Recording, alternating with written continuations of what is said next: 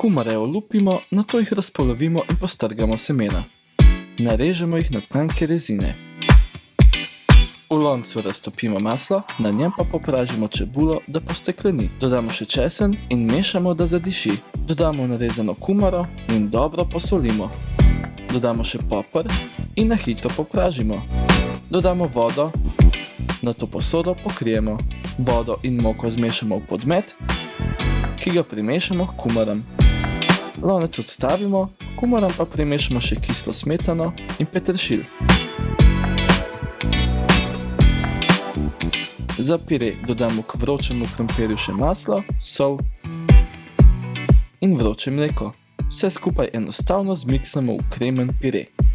Dober tek!